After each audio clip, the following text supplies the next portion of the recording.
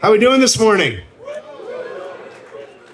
So I will start with this. Last night when we got back from dinner, it was the emptiest I've ever seen the bar, which means everyone should be well prepared for soccer today, which is a good thing.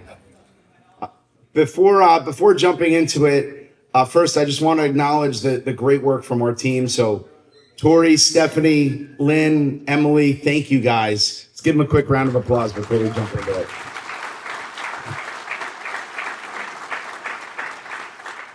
And next to our sponsors, Al, when it was your first year joining us last year, Al said, all right, we need to do more. We need to help. And Al is used to running so much and doing so much. So thank you guys for your help. And thank you for being our diamond sponsors, Railroad Construction. We want to thank our friends at Travelers for being gold sponsors, our silver sponsors in Liberty Mutual, RT Specialty, the Hartford, Northeast Structural Steel. Thank you very much.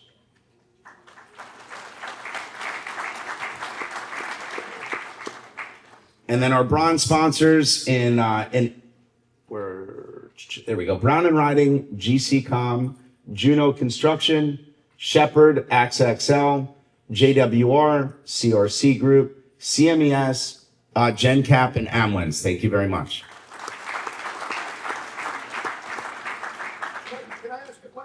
Absolutely. Okay, does the sponsor get a mulligan? Oh, they're mulligans in soccer. Yellow card out. No, yeah, a yellow card. Yeah. Well, again, thank you all for attending this morning and throughout the day. I think we had over 500 people register this year, which is just a massive number. So thank you all for joining. Just a quick overview of how our year went. Let's start off with our expansion into California. I know Christine and Kim are here. I haven't seen John. I don't think John is here. Christine, you can correct me if I'm wrong, but we have looked at California for a decade, really since the early days of American Global. It needed to be the right people, the right team, the right leadership. We're very confident that we found that. And so a good update for us. We've spent a lot of time over the beginning part of this year out in California, the Beavers, and doing the open house in our office. So very, very excited about that. A few new office expansions, Pittsburgh, Dallas, and Montreal. Very excited about all of those locations, tremendous talent throughout there. And then growing into larger office spaces in Atlanta, Houston, Charlotte, and Chicago. So a busy year for our colleagues at American Global. And then very notable new additions. I know Anthony Terranova's here. I don't know where you are. I saw you this morning. Right back there, running our claims operation. Anthony, welcome aboard. Excited to have you on the team and excited for big things. And Kristen Weber, don't know where Kristen is, but somewhere in the crowd as well, running our SDI practice. So really excited about that expansion of leadership and continuation for our development in those two areas and beyond. And then some awards and recognitions to bring up. The one that matters most to us is 6 years in a row, Best Places to Work. We started taking that survey. It's an anonymous survey of your people. And based on your feedback, that's how you have the opportunity to win. We take that feedback very serious from our people. And it really gave us some areas to continue to improve on to be an employer of choice. This is the highest we've ever scored. We don't know who writes what, but we do get the aggregate scores. Very proud of the results from 2025. Sixth year in a row, Best Places to Work. So beyond any individual awards or even industry awards, super proud of that. But moving on to another one we're incredibly excited for. 3 years in a row of P3 Risk Advisor of the Year. I look at Francois and Karen, and I know Matt's here, and I don't think Gio made it, but the infrastructure team that we've built, and the success that we've had there with alternative procurement projects and winning the P3 awards 3 years in a row. We didn't really think we would get it 3 years in a row. There were some really good competitors this year, so very proud of that. And then the Institute's Risk Stream Collaborative Award. Where is Crystal? I know she's here somewhere. Always very proud of her team, as am I. So this award came in more recently, and it really is a testament to one of our core tenants here at American Global, and that's collaboration. So a few awards to note. Our footprint, I love having that star on the West Coast. I know we've been in Calgary now for a couple of years, but being in California, very excited about that. I don't think we have any of our Italian colleagues here, but that operation continues to be very visible and continue to work closely together. And then you see the other states. So it's 16 locations at this point, 12 in the US, 3 in Canada, and 1 in Europe. And then our headcount that's continued to grow. We had a very big year last year. While I don't have our premium figures or revenues up here, we have grown at a steady 25% CAGR, with some peaks and valleys to that, but we've stayed right on that pace.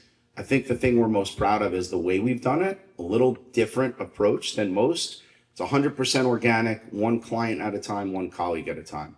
And we think that preserves our culture, allows us to work very closely together and differentiate ourselves. We couldn't do any of it without our partners that are in this room. So please give yourselves a round of applause, because we would have no clients and no one writing business if it wasn't for you guys. So thank you.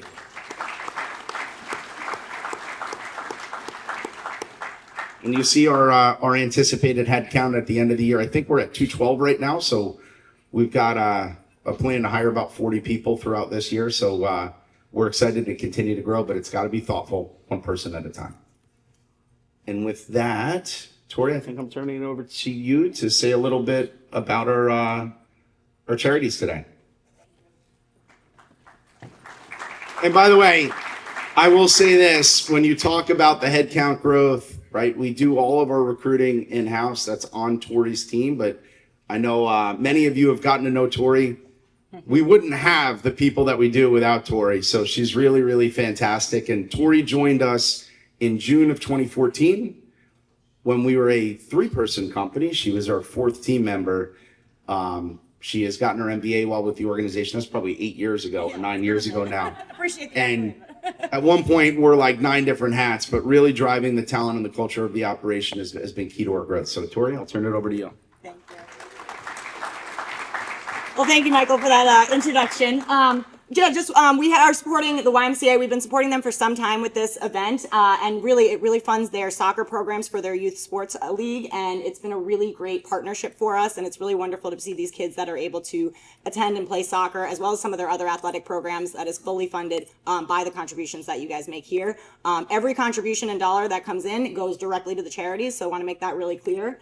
And if you have not made a contribution yet and still want to, we are still accepting those. We are going to be doing a check presentation at the fields for the YMCA specifically. So if you want your numbers to be included in that, feel free to pull me aside, and I'll up that check number on the check we're presenting. But wanted to share a little bit directly from the YMCA for a minute. Oh, well, 1 second.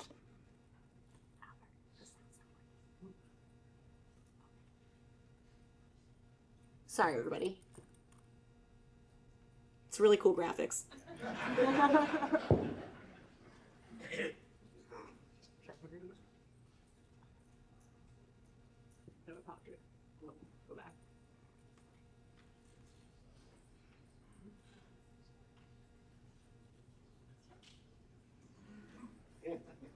I promise we tested it like 10 times.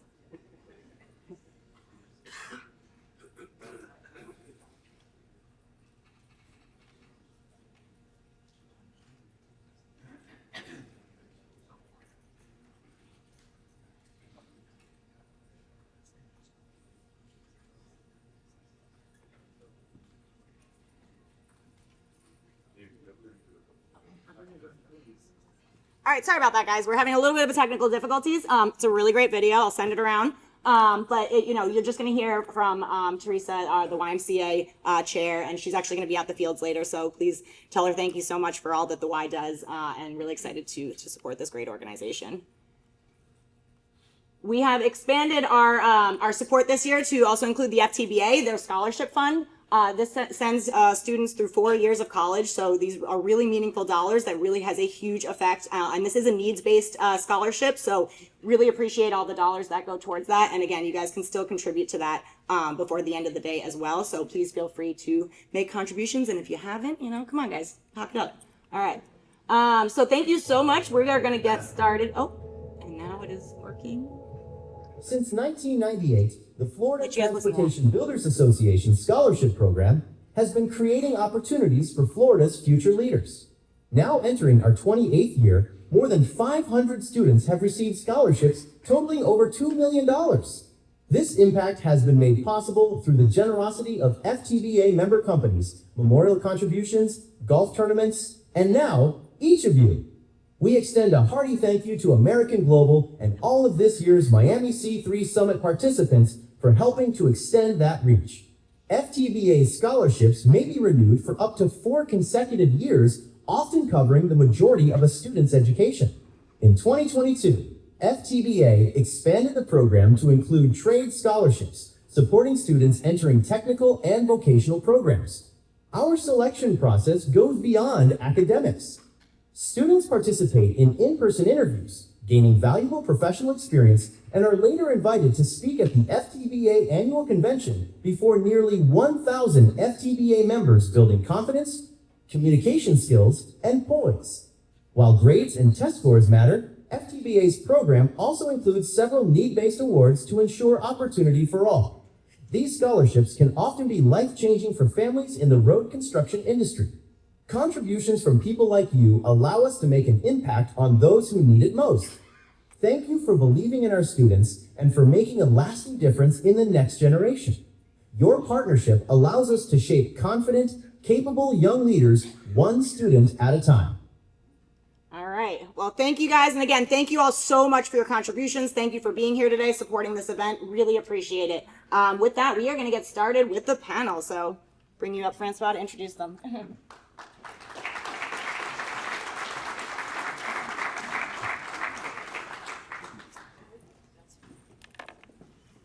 Good morning, everybody. Bienvenidos a Miami. Thanks for joining us for this panel on Bridging the Gap, Owners, Contractors, Designers, and the Promise of Progressive Design Bill, also known as How to Make PDB Projects Successful. So I'm Francois Wasselin. I'm the Head of Infrastructure with American Global. I'm a civil engineer by trade, and I've been with AG for about 8 years now, looking at risks, insurance, and surety issues for major projects. And before that, I spent 10 years leading ACS P3 pursuits in the US. The goal of our talk today is to explore the main aspects of Progressive Design Bill, why and how it came to be, how it's evolving, and as we go along, we'll discuss best practices and lessons learned. And to do this, I'm joined today by 3 esteemed panelists, each of whom has a great deal of experience around PDB.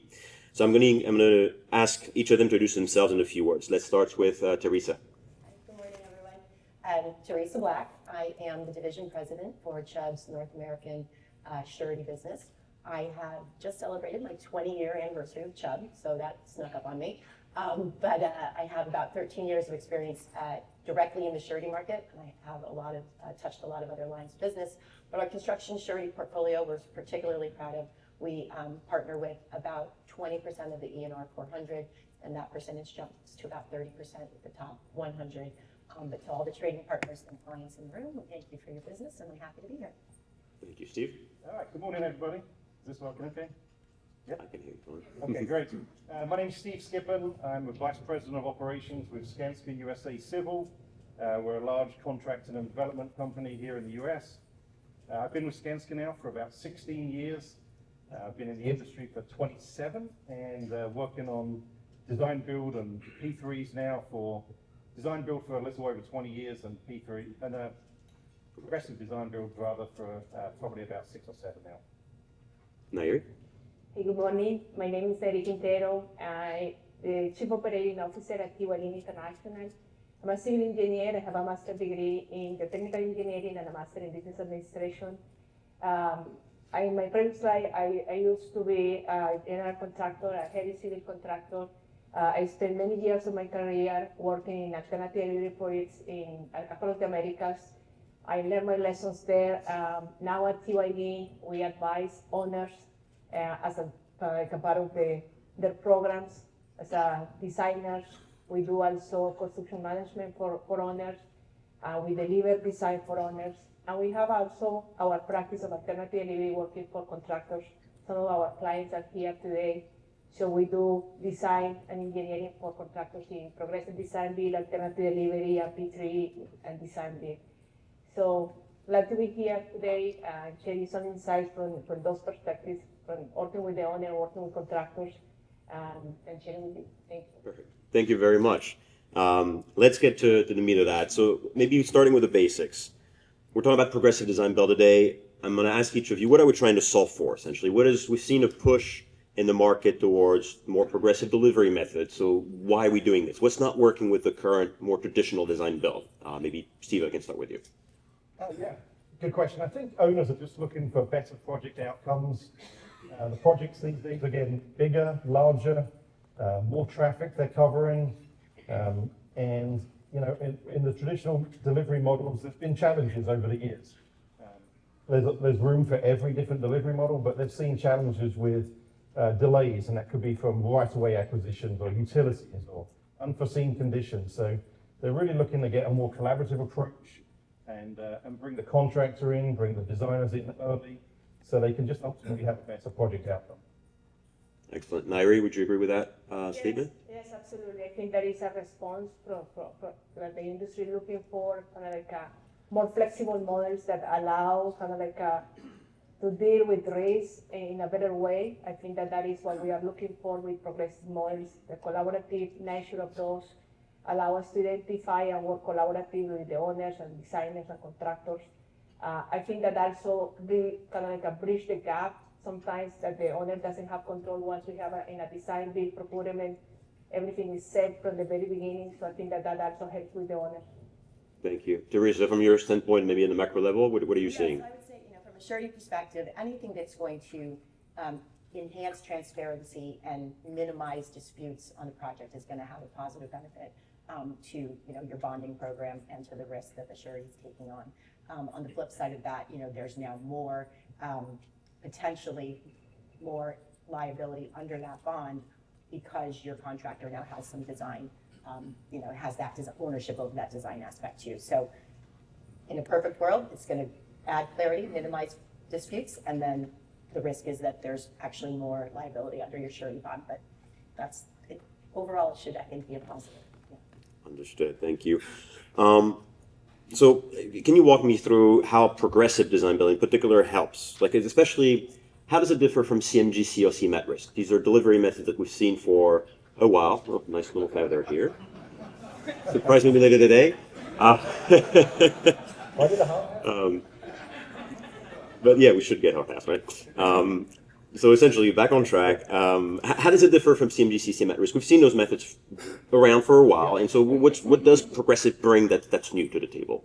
I mean, the difference between a progressive and a CMGC is really the owner has two contracts.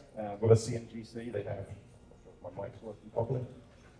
They have two contracts, one with the designer, one with the builder. Progressive, you have one contract, so the risk is. Thank you. The risk is pushed to the one entity. The difference, owners, if they want to control the design themselves, if they want to keep their arms around that, but ultimately both of them give the owner more chance to understand the risk profile of the projects. They get that early collaboration with the designer and the contractor.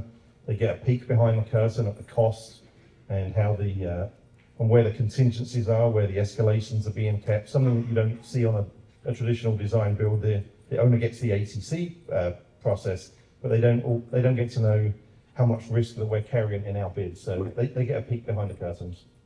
Okay, so you mentioned ATCs, alternative technical concepts. So that's a good point, because this is really a way in the design build environment where we see innovation come through during the bid process.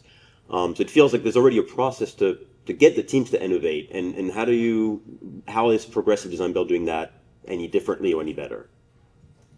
Yeah, you're still getting the advantages of the innovations, but you're getting it to a greater level with the progressive design build model. The contractor is in the room with the owner on a consistent basis, not just at a few select 1 hour meetings where you would have on a typical design build. So you're constantly getting that innovation, you're having that dialogue, you understand a little bit more about what's important to the owner, and you're really getting to the crux of the issue that you're trying to solve. Naira, would you agree with that process, ATCs versus collaboration and progressive? Yeah, I think that ATCs in design build is about differentiation, right? That's the key. It's a very fast-paced process, and when it's said and done, it's closed, right? In progressive design build, you have the ability to innovate and iterate the design so many times and consider risk implicated and considering as well impacts on the schedule, impacts in the cost. I think that is innovation tied to risk management at the same time. So I think that is the advantage that it has, is more flexible. That makes sense. I think from my perspective, what I've seen as well is the fact that when you look at ATC and design build process, you're doing that as part of a competitive process. And so an owner has to be fair. There's only so much they can say. There's only so much feedback they can get from their third-party stakeholders, so that the ATC process at the end of the day is limited in its ability to innovate, right? And so progressive, it feels like by factoring that in the early collaboration very early, you're able to get access to all of that feedback from owners and their stakeholders without having with the owner worrying about, am I being fair to other ones? And I'm sure, can you tell maybe a few stories on how you have to be smarter about tweaking specs in design build, something you don't have to worry about in progressive? Yeah, I think you hit it. So ATCs on a typical design build procurement, if it changes the technical specifications or the performance specifications, generally that has to then be changed to all the bidders. So sometimes your ATCs are not always, you don't always want to present them during that course of the process, because then you don't want to tip your hat an idea that you have that could then help the other bidders. You may want to take it into a VE stage once post-award. So, but progressive is wide open, it's full transparency, everyone is working together on a solution. Excellent.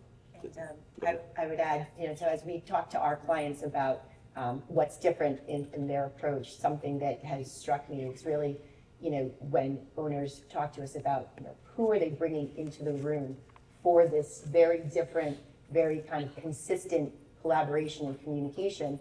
And you think about, obviously the technical requirements are there, that's kind of table stakes, but then what are the personalities, right? Do you have people in that room who can sell the opportunity, win, and then maintain that communication as you work towards your, building your price? But it does speak to kind of the culture and the willingness for organizations to change and individuals to change. And it's just something that I've noted, as clients say, they are looking, the type of people they're hiring today to make sure that they can be successful in those rooms. It may be a little bit of a different personality skill set. Yeah, I'll maybe add to that. For us as contractors, progressive is a bit of a departure from what we normally do. Our folks are builders, they want to go out and build work, and progressive has that kind of long upfront tail. So it's a little bit of a mind shift for our folks on the construction side, that you're going to go through this in an open environment. Our estimators, they used to quick hit in bids. Now all of a sudden they're constantly going through the whole evolution of the process for sometimes a year or more than that. So slight departure now. Yeah.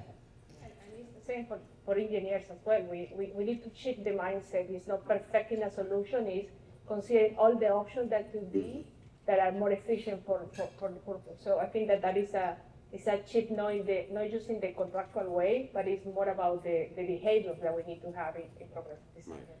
That's a good segue, actually. Teresa, you mentioned about owners and a change in the mindset. So you've touched upon a few topics here in terms of how they should gear up and staff up. Steve and Naira, have you seen that being affected in the different progressive design build that you've participated in? Have you seen owners really shift their mind and hire different people? And I can probably a good time to mention the figure of the independent cost estimator as well as part of the ecosystem. If you can maybe go over who they are and what they do. Yeah, so I talked about the contractor's mindset. It's the same for the owners. They're now having to, work openly, transparently, often co-located with the design build team. So it's definitely a shift for them. I would say there's a few things from an owner standpoint that if you go into a progressive, you certainly have to go in with your eyes open. You have to be fully in with both feet, engaged. You have to be willing to make decisions quick and not delay decisions. The progressives are typically the upfront phase is a time and material basis. So time is money. You've got to be able to make decisions fast. And you've also got to have the authority to say yes and no to make decisions. We can sometimes in the progressives, the design tends to evolve. You design to a higher performance spec, maybe. You've got to be willing to stick to what you started with and be willing to say no.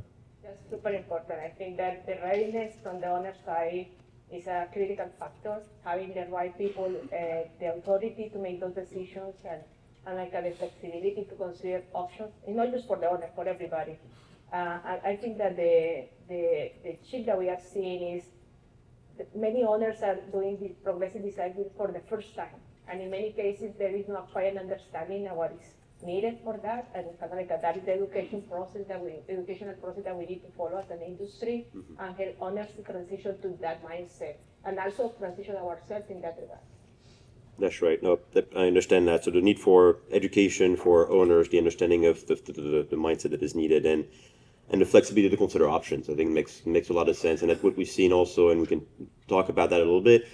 When is it a good time to start?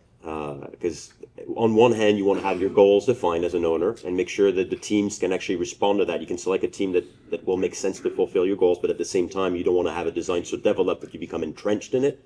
Do you have a few lessons learned, maybe from experience of what has worked, what hasn't worked? Yeah, I mean, I think you've got to define your objectives up front early. That's important for an owner. You've got to know what your end goal is. You've got to have a good handle on what the cost is. Owners really need to go into a progressive knowing what they want and how much money they have. If you go into one and think, oh, I'm going to get all this extra stuff and we're going to get additional performance specs, we're going to get maybe additional lanes. That's not always the case. You've got to go in with realistic expectations on the cost. The sooner the better. I think that it's necessary to have formal partnership. We are delivering at this moment with Caltras their first progressive design build project, and we have those formal sessions in partnering, and I think that that's very helpful for the whole team. And I think that, as Steven said, I think that defining what are the outcomes expected, what are the must-have, and what are the nice-to-have is a key factor. Thank you very much. So, Steve, you touch upon what it takes for a contractor, notably your estimating team, being involved in a lot more frequent way than they're used to. Nairi, from your perspective on the engineering side, do you see a different mindset as well, a different level of involvement on the design side? Absolutely. We, as a designers, we need to be more flexible, right? And the pre-construction phase, consider all the options and have this dialogue, interacting with the contractor, with the estimators, with the eye, so everybody will have a clear understanding about the progression of the design and the best solution. And so at the moment that they get to the UT, it's not a surprise for anybody. It's kind of like an evolution that they will have. So you talk about the evolution. Can you be maybe a bit more specific as to what the collaboration looks like? Because in traditional design build, it's more of a back and forth, right? You produce plans to 30 to 60%, send that off, you get comments back. Is that really more of a back and forth like that? Or have you seen, to Steve's earlier point, more maybe co-location and it's kind of working together? What have you seen work? Absolutely. I think that the interaction in progressive design build is extremely important. It's kind of like a different expertise altogether. So the ability to present a solution to the contractor for them to kind of like give the insights about constructability, means and methods, and kind of like make all those iterative process. I think that that's super important. It's perhaps more intense than what we have normally in a design build setting. Interesting. Steve, would you agree with that? Yeah, I find progressive to be less transactional. Design build is very transactional. We submit the plans, we get comments, we have comment review meetings, we close the comments. At least in progressive, like I said, you're always co-located. You have a seat at the table. You get to really put that input in early. A little bit less on the comment side. I would say faster. It's a slightly faster delivery method in that regard. And yeah. Excellent. Teresa, would you agree with the high level, what you've seen, the feedback you've gotten from your contractor clients? Yeah, again, I would say that to the extent that it works the way it's supposed to, right? It is supposed to minimize, maximize clarity, right? And minimize friction. And if it's done in the way it's intended. I think you do if all parties come to the table, like you said, with the accountability. And again, it's, you know, keeping people's attention, right? The right people, the decision makers, because you don't want to get down a path and then have a third party or whoever, you know, was involved say like, well, hold on, like, why is that? How come we're paying that much? Or do we really need to be paying that much? And then you kind of got to go back, and that would add time. And I think the whole goal of this is to make these things faster, right?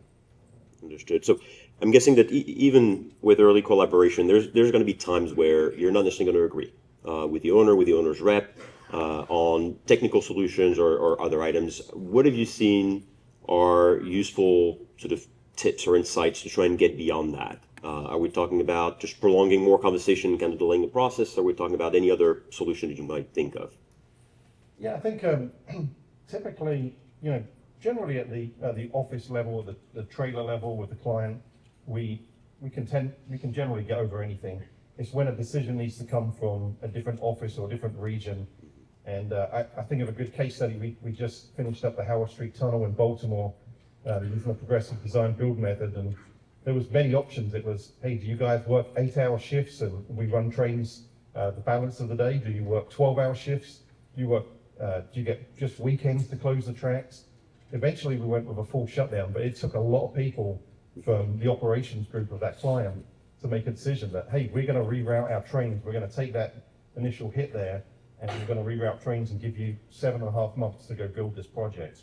So, and that's kind of some of the flexibility I would say progressive design build gives.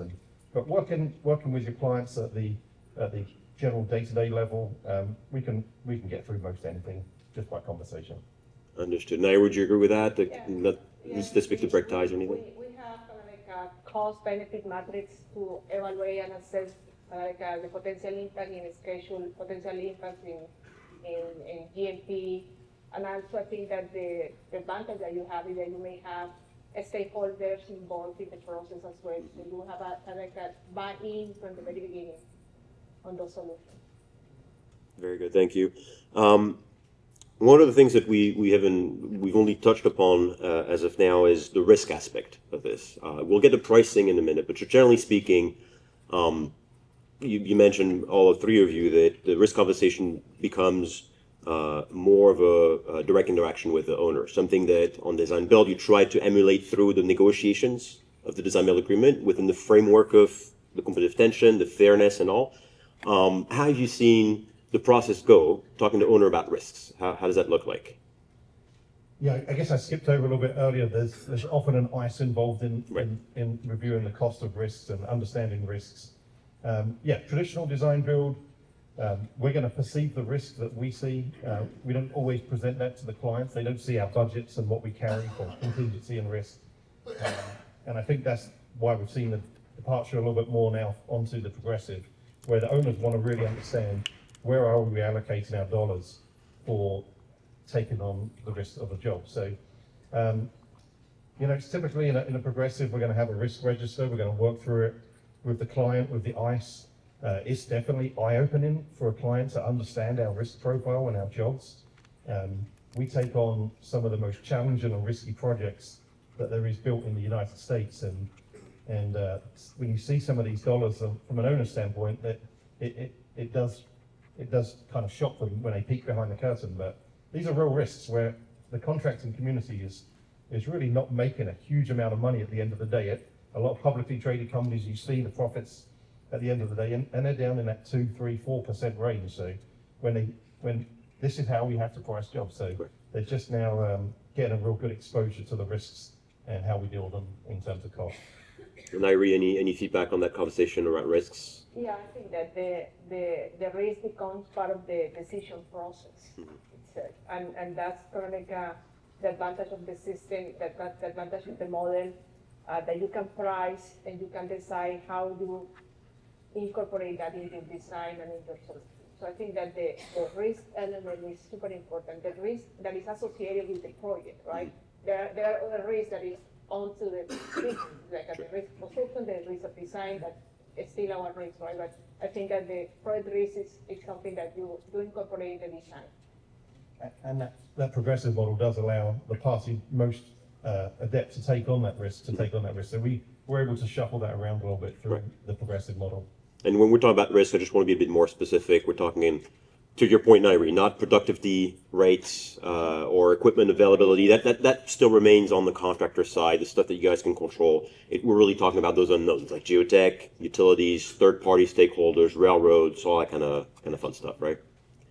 Teresa, from a high sort of macro perspective on the risk side, would you agree with that Yes, diagnostic? I think having, as you guys just explained, right, having everybody agree on what those risks are, to see an attempt to quantify that, right, which again is something that has, like you said, has not been at the forefront because you've always been in this like competitive stance, right? So now you're kind of letting everybody into your, family room and you're saying, okay, here, how are we going to do this? So I think that transparency is going to foster the collaboration that you need and awareness, right? If you shine a light on anything, everyone's, it's going to lead to, a better outcome. So.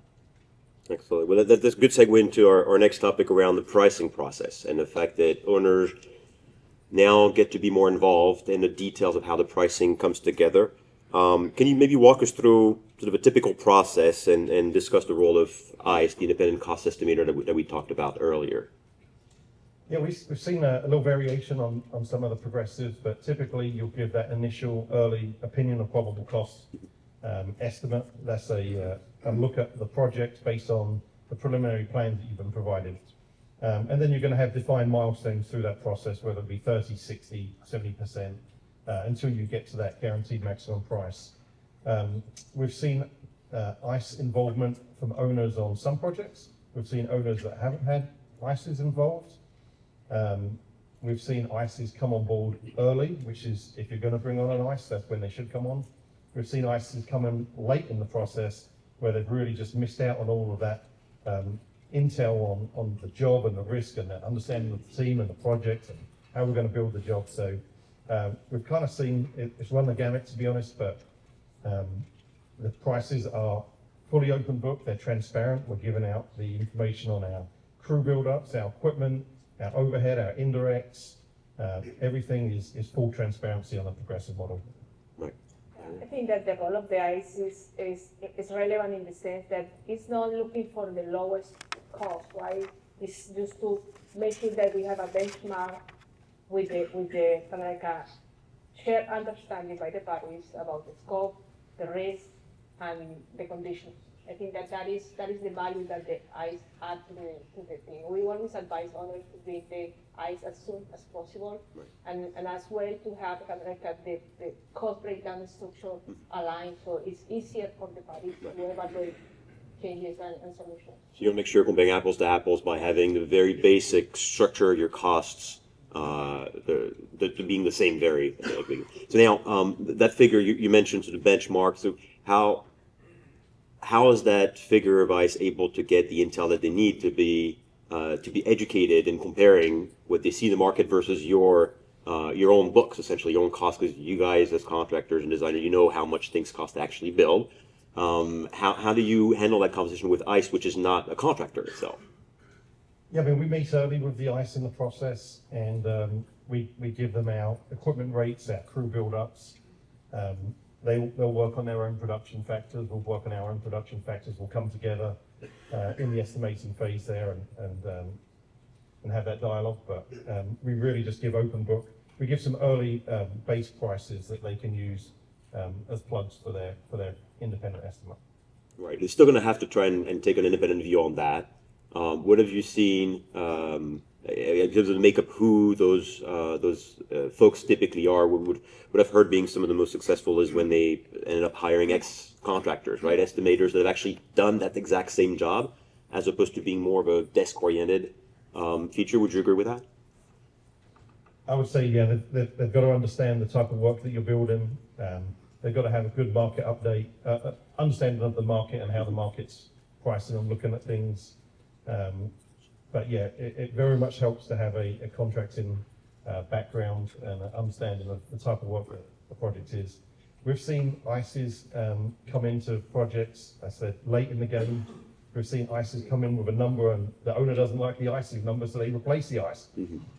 We've seen a lot of different things. Which speaks to the need for trust in the relationship, right? So if there is a lack of trust, then you're not going to get anywhere. And it goes back to, again, who's in that room in the beginning and how are you moving down that process. But you also mentioned having a nice, from one, a West Coast person come to a jurisdiction that they're not familiar with. Yeah, I think you got to know the local market. Working in California is vastly different to working in New York City. Working in Washington D.C. is vastly different to Miami. So you got to understand the market conditions. Right.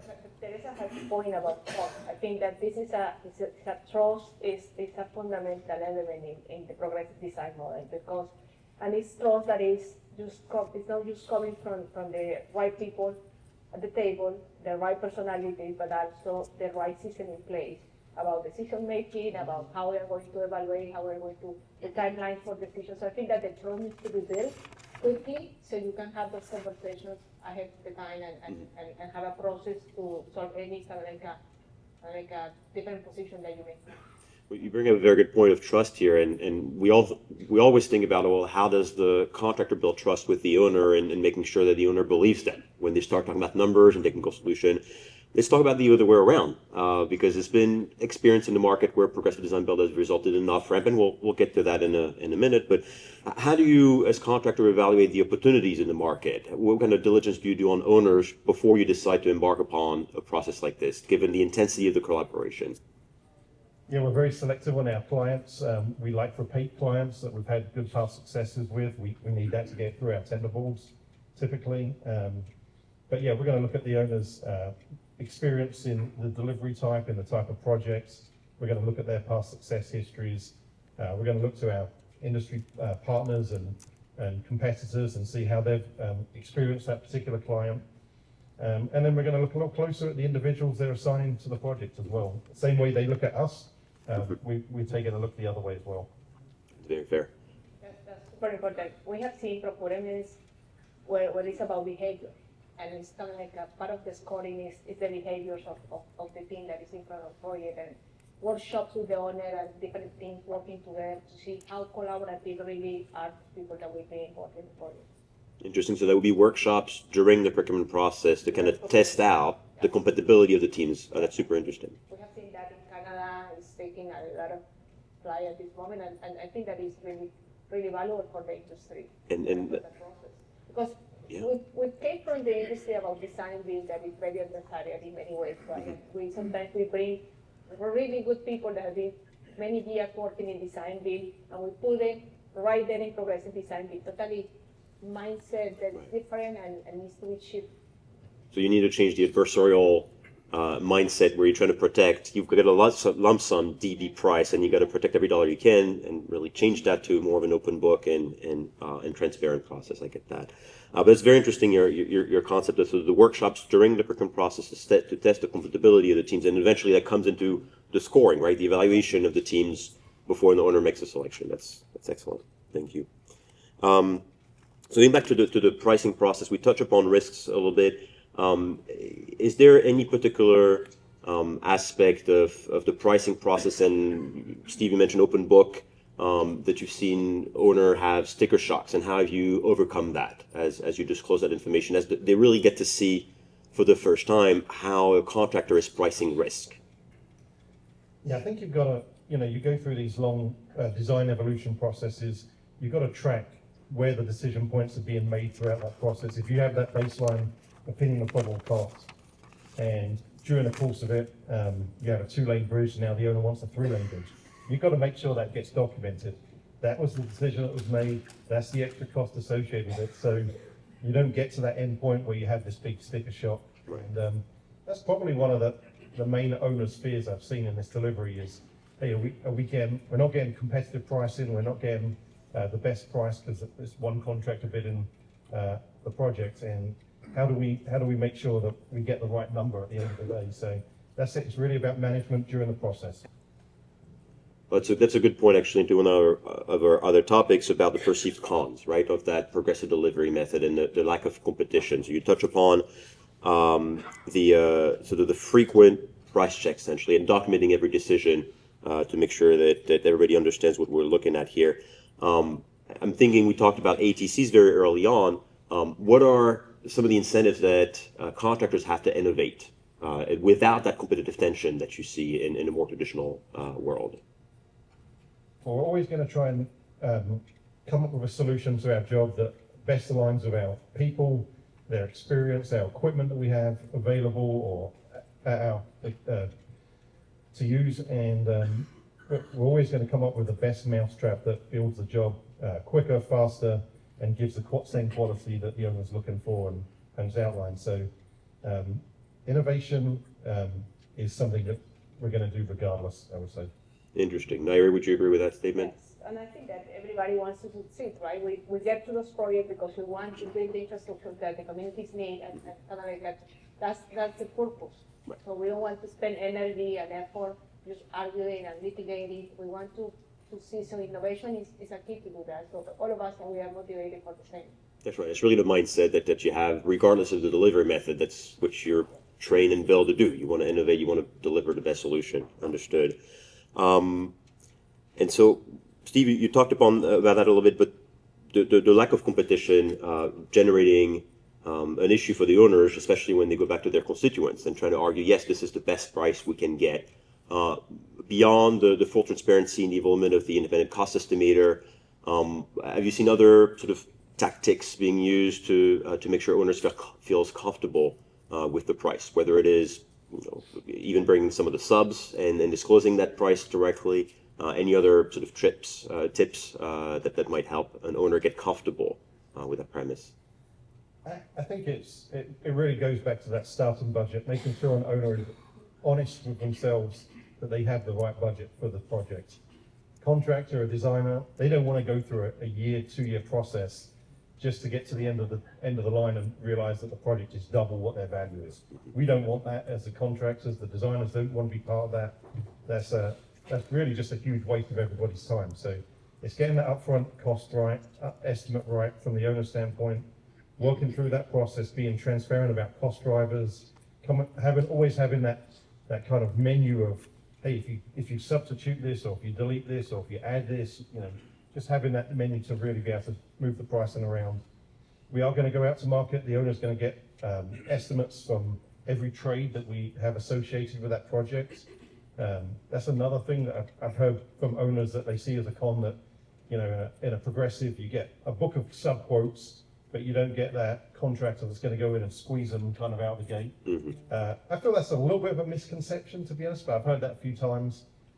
We are going in, we're getting competitive pricing, we're making sure they have the full scope covered. Every note and exclusion and clarification you get on a sub quote is dollars. So mm-hmm. we're really working on behalf of the owner to make sure that's accurate, and it's just the transparency. You're just going through the process and doing it diligently.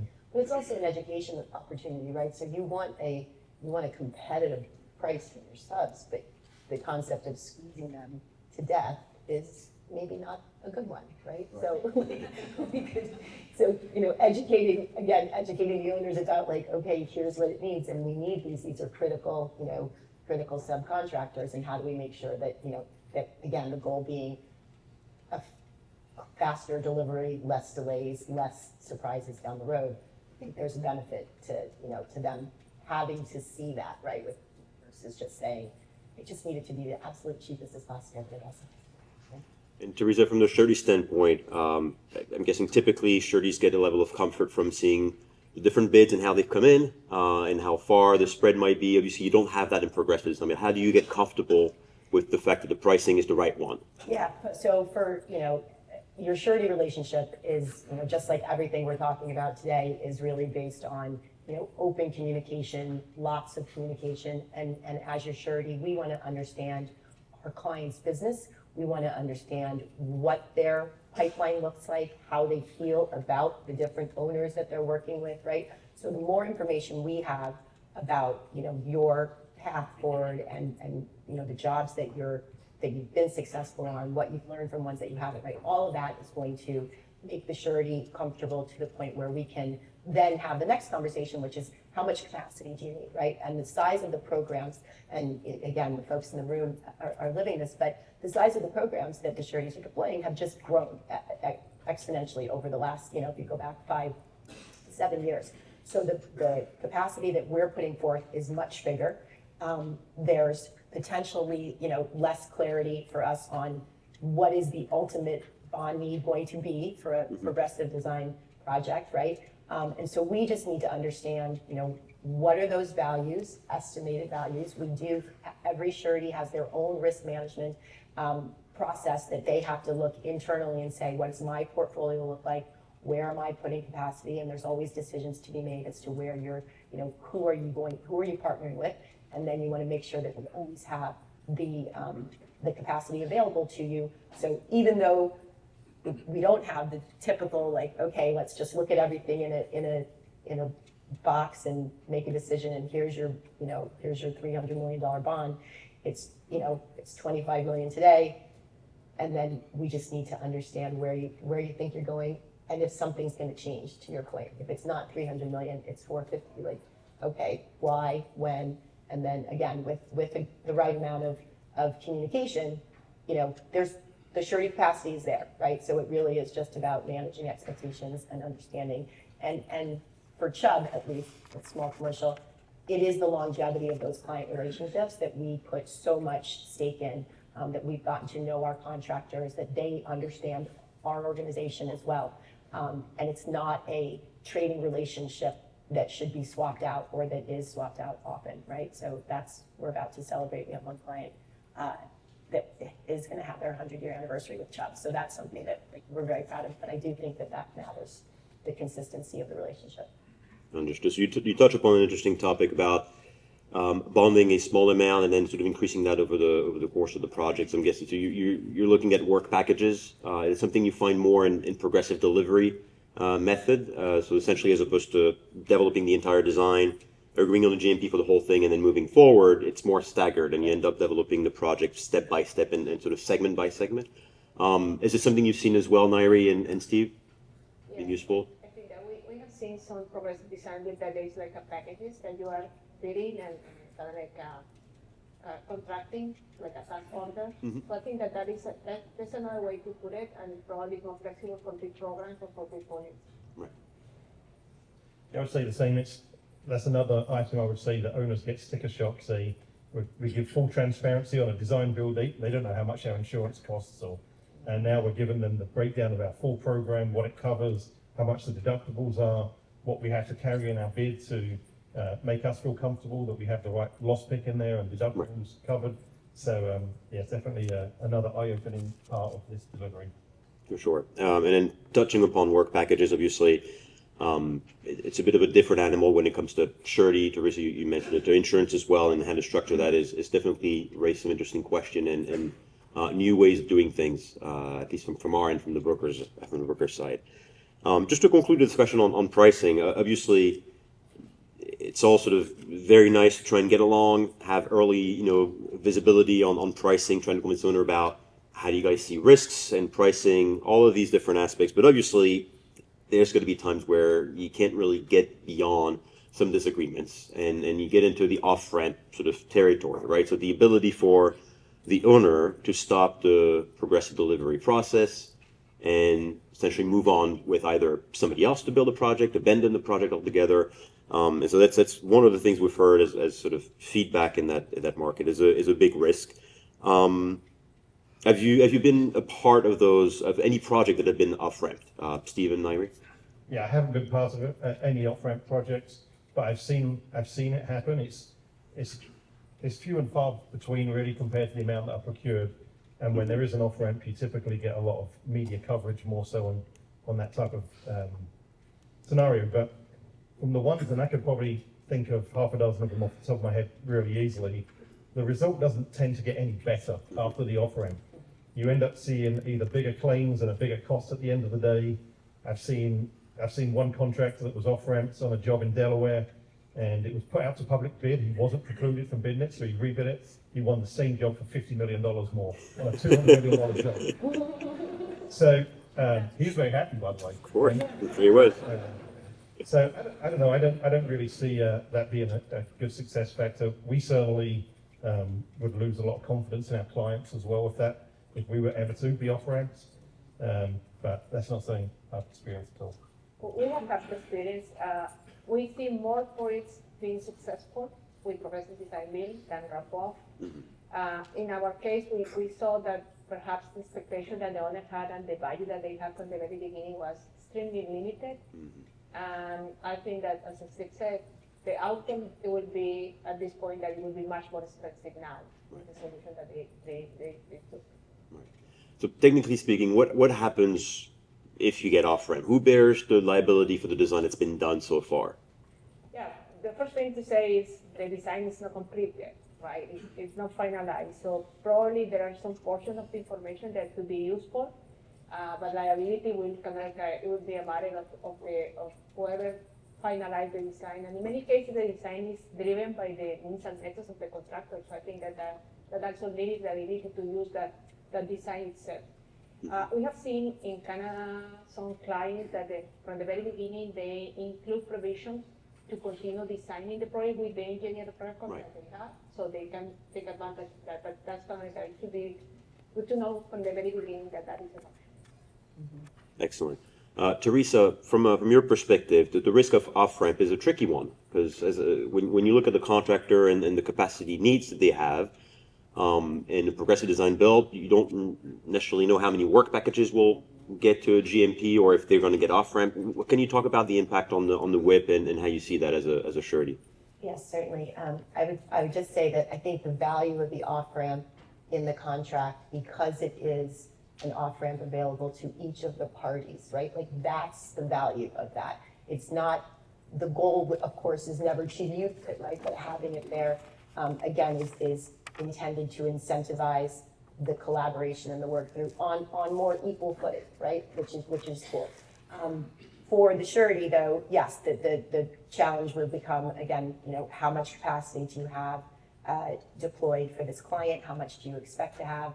And it's never there's a continuum, right? And so we have, if you just think of it as a big spreadsheet, like for sure you need this, maybe you need that, we expect you're going to need this, and we kind of do our math across the sides.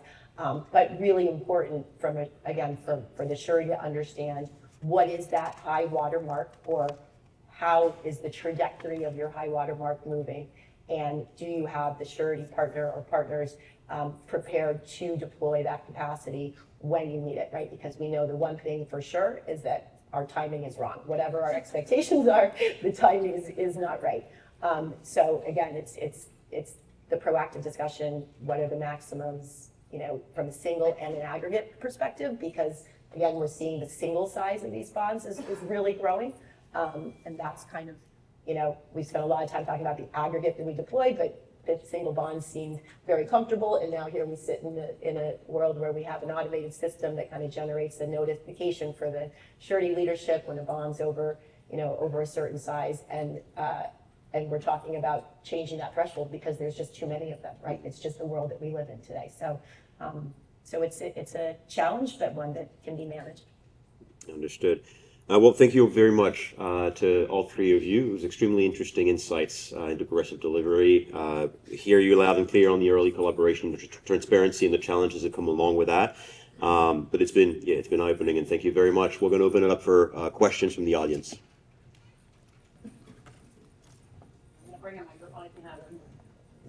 Yes.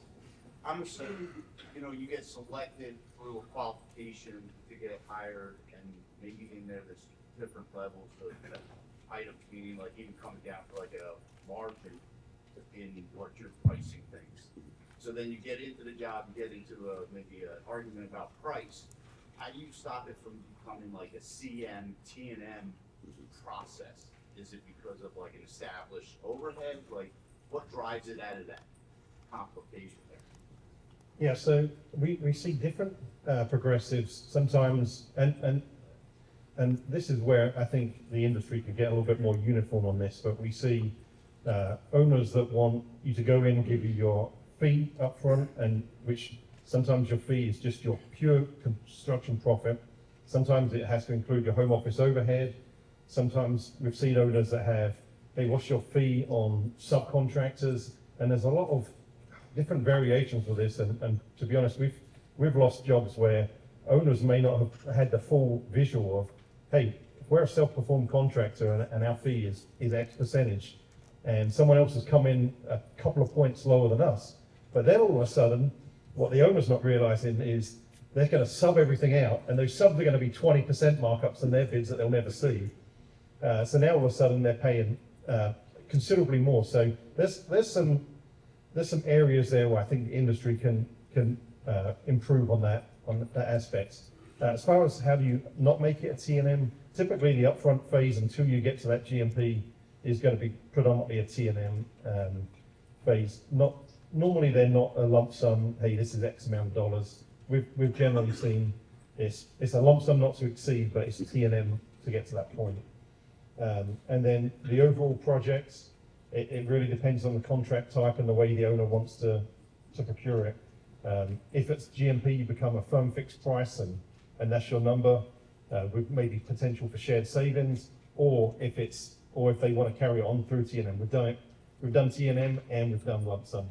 Yeah, I'm thinking, sorry for a second, follow-up question, but like if you have an owner that's not as collaborative as you start getting into construction and you say, hey, I need the answers, you're not giving them the answers.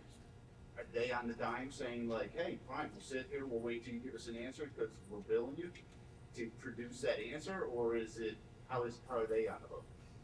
Yeah, it's a challenge, to be honest with you. It doesn't look like the right setting for a progressive design model, right? Because you need to make decisions, you need to have fairness in the process from what end. So I think that's probably not the right setting, and that's perhaps what Steve said. Contractors are very selective with the clients that they are working with.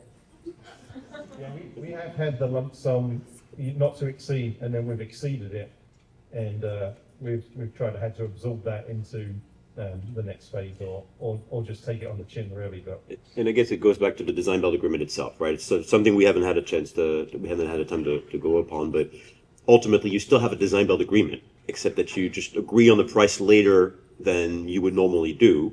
But you still have to sort of a similar risk allocation in there, including the risk of the owner sitting on their hands, waiting while you wait for the answers. And so that will be treated according to the design build agreement. I might lead to a claim. So it's not, again, I think it's one thing that's important to highlight as well. It's not because it's progressive design build that you're going to see necessarily zero claims. There's still going to be issues that you won't be able to fully anticipate, stuff that you won't be able to know until you're actually out in the field, like some of the geotech issues, some of the utility issues that you might do the best job in the world doing surveys and pre-design until you actually get down and start digging. You're not going to know a bunch of stuff. So you still need those provisions, that risk allocation in that contract. And to the point that Steve and I were making earlier, talk it through with the owner and try to price it during that pre-construction phase. Doesn't mean that the risk doesn't exist anymore. It's still there. It still has a value, and it'll need to be dealt with. So progressive is not getting rid of all the risks. It's trying to mitigate them and anticipate them as best as possible and pre-agree as to how to deal with them, as opposed to dealing with them on the spot, which is more of a design build, traditional approach. Yes. So I guess as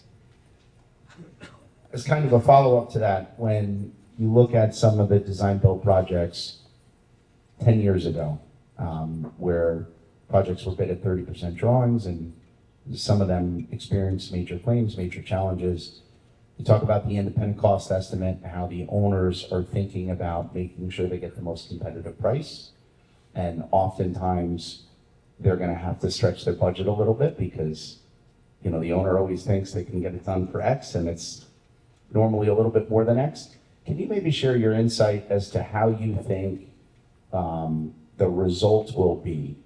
And what I mean by that is, instead of having massive claims on the design build project where you need to deal with it later on and there's disputes and it's adversarial, do you think you get a better value up front by just educating the owner through the process and having them understand earlier on that they would have paid for it anyway? It might be adversarial through a claim, as opposed to just on the onset saying, here's what we anticipate experiencing. So how is that process of educating the owner and kind of talking through it with the owner? How has that gone for you guys? I would say you're right. On a 30% level, as we see the risks, we're going to price it into the job. That's going to be part of our contingency, part of our risk register. The owner doesn't get exposure. On the progressives, we're showing the owner those risks. We're being transparent in that risk register. We're showing them exactly how much we're carrying for that, the likelihood of it happening. And sometimes those are tough discussions. but at least we're getting it captured early in the process. The owner gets to recoup it back through a shared savings process. We typically see a 50-50 shared savings provision within the agreement, although that has been negotiated higher and lower on some jobs for sure. But that process really allows you to price it into the job early, and then the owner will get, we've been giving the owner the benefit on the back end if those risks haven't actually happened. And I would say that the key driver for the owner is the certainty that they will have a project on time and on budget. That's a certainty that they may not have with another delivery method, because you would have claims, litigation, and probably that will extend the impact to the community. Right. So in other words, it sounds like the more traditional design build, having price certainty is somewhat of an illusion, because you'll have change orders, you'll have claims, because there's so many things that cannot be defined at that stage that they will eventually show up. Doesn't matter the delivery method, they will show up, and you'll have to deal with them. And so to the extent you can do that early on, that would, in a progressive method, that would certainly help. I think I'd like to bring another sort of point to follow up on that, which is that we mentioned the fact that you're doing all this work up ahead, so you could think, well, then am I delaying my project? If I'm spending all that time working with a contractor and a designer in pre-con before I get to a fixed price and get to construction, comparing design build, am I delaying the project delivery in a sense? I think you're ultimately getting there quicker. I mean, a typical design build procurement is, say, 11 months. A progressive delivery, you know, you can, if you have a good procurement method, you can get through a progressive award in 3 months. Mm-hmm. So you have the upfront bit that's earlier. You then have another, say, 6 to 8 months to get it from that 30% design to some of the early RFC packages, but you've really got at least another year. So with this process, you're still getting to RFC just a little bit ahead of a traditional design build, in my opinion. Well, I agree with that, and I think the other piece too is with progressive, you get to all your points earlier involvement. So the time to trigger a progressive design build is earlier than the time you would normally trigger a design build process. Essentially, you also start much earlier in the process, especially when it comes to the different sort of level of approvals and all, because you want that contractor and engineer input into that early process, right? And you will have developed the system and the dynamic to be faster, to be more efficient, the approval process. Once you get to the GMP, you will be moving faster. Right. Understood. Thank you. I think, sorry guys to cut everyone off. I know we got a few questions in the audience still, but we do have to end and start the break for our next panel. So if you guys have questions, I'm sure the panelists won't mind you guys pulling to the side and then chat throughout the day. But let's give a round of applause to our panelists.